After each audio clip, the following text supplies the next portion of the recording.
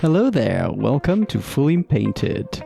This is the third and final instrument in my Stegadon painting series. You'll find the first two episodes linked up above. In this final episode, I'll be tackling the jungle base. I'll show you how I built it and how I painted it. Once again, the goal for this project is to get to a display level quality, so I'll be taking my time with it. And with that out of the way, grab your brushes, we're going to the lab.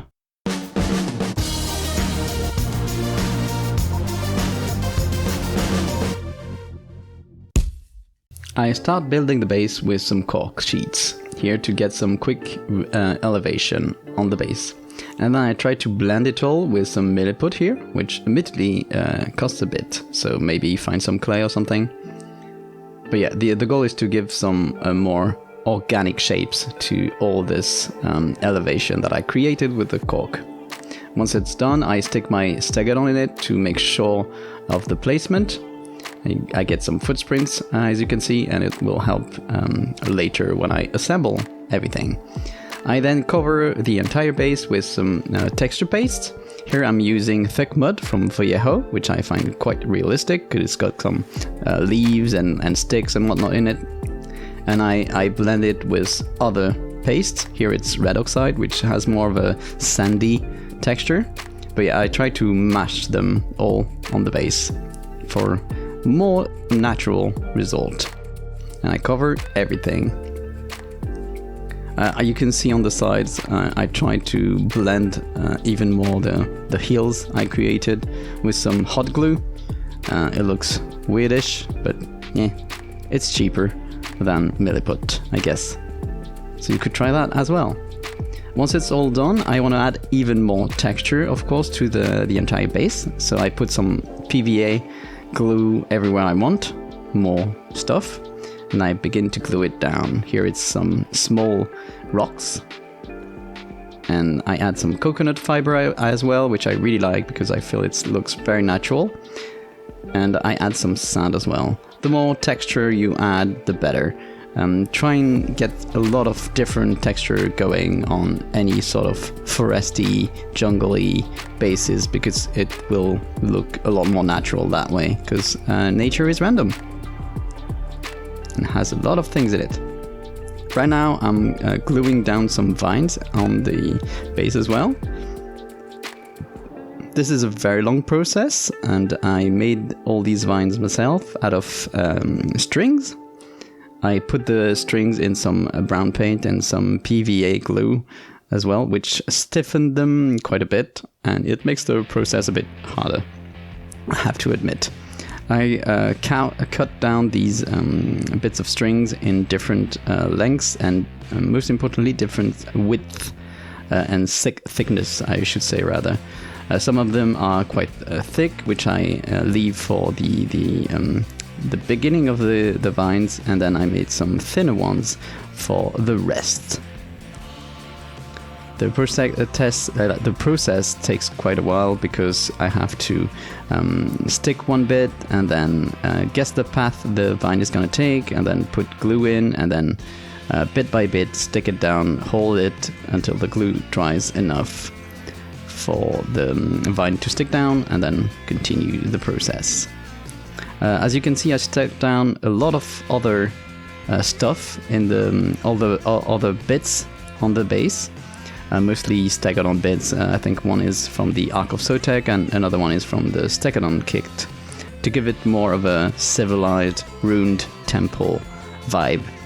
I also added a skull here, mostly a demon skull, because I wanted to stay with the lore that the Seraphon kind of hate chaos.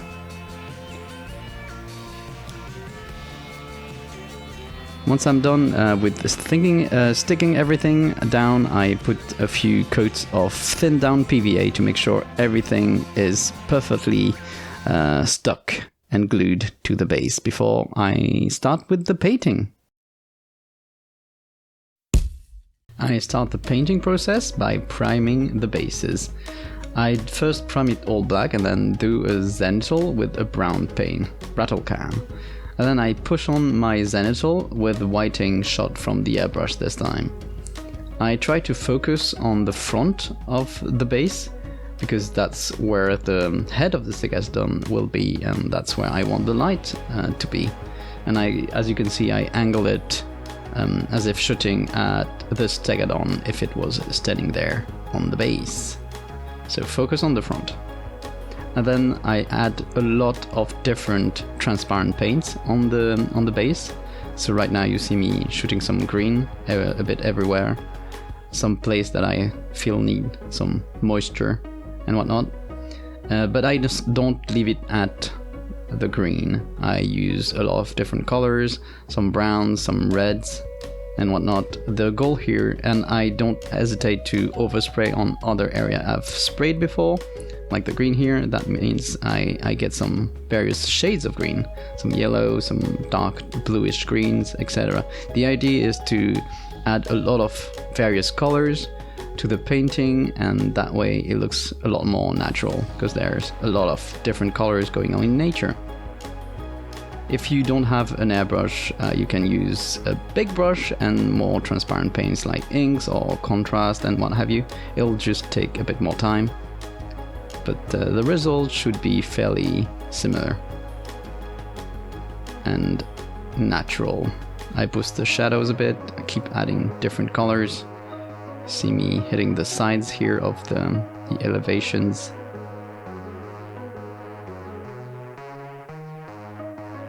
And once I'm satisfied with that initial transparent layers, I just apply some off-white rather, on various bits that I want to paint differently.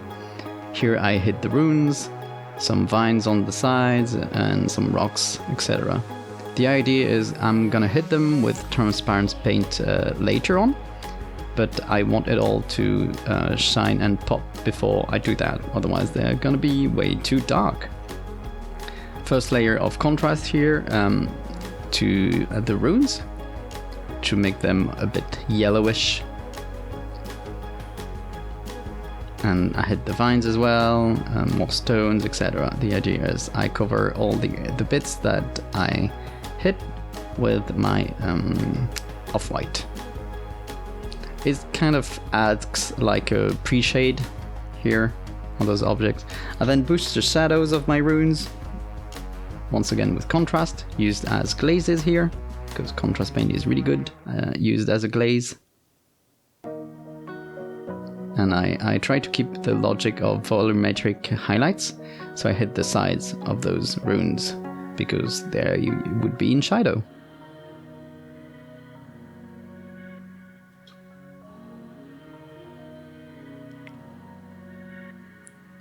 Now I hit the skulls on my base. You've seen the recipe before on the previous video, but why not see it twice? It's very simple. We use brighter and brighter browns up to off-whites, and we follow the volumetric highlight guidelines I've used, and we hit smaller and smaller surfaces that are facing the lights, and that's about it. I hit the horns as well, again as a pre-shade, because I'm gonna glaze them with darker contrast paints. But yeah, before I use contrast paints, I like putting brighter colors on the elements to add texture, highlights, whatever, before I tint them with my contrast. I really like it that way. Here I highlight the vines as well, using overbrushing and doing some very selective and quick highlighting. It's just to boost the contrast on the front of the base, mostly. That contrast glaze on the horns I mentioned, very simple, just to get it separate, to make it separate and stand out from the skull itself. Then I keep adding different textures and techniques by dry brushing the front of the base. The more techniques I use, the more natural it will look. Then I wanted to experiment with some oil paints used as washes here. As you can see, I used very different colors, some reds, some greens, some browns, etc. The idea is to have some very colorful washes used all over the base to make it more alive, and keep adding those colors.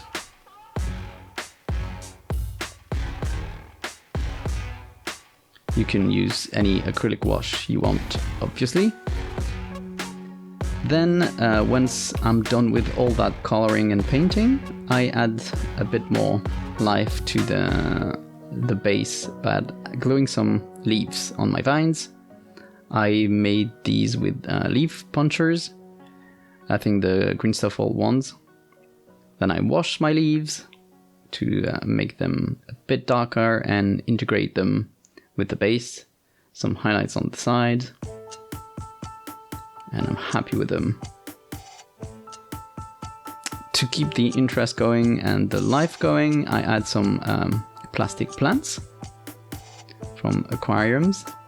Found these online, and I'm painting them before gluing them on the base. I paint them just like if you've seen a Squidmar's video, I think is one on his goblin or whatever. And I really like that scheme of brown going in the middle of the leaf and then some greens on the side. So I tried to replicate that, and I really like the result. When I stick them on the base, I try to clump them together, as in make small groups of leaves and not put individual leaves here and there, because usually plants tend to grow together.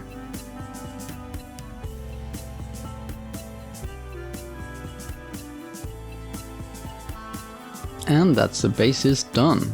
I'm really happy with how they look. I feel like they look really realistic and natural with all the different colors I've got going. And the popping plants. I really like that look of the reddish brown next to the green for those leaves, and I think I'm gonna steal that idea and keep doing it. But yeah, really pleased with it. As you can see on the sides, I put some water as well, some water pools, and I didn't fill them. I just used some still water from Vallejo, I think, and it was just a few layers of it. I didn't want anything deep, just added some contrast of finish. So basically you could get the same with some gloss varnish. But yeah, that's it for this Stegadon project. It was really fun. It took a while, like 1 or 2 months or something, but I'm really happy with how they look. They look ravishing. But yeah, kind of fun.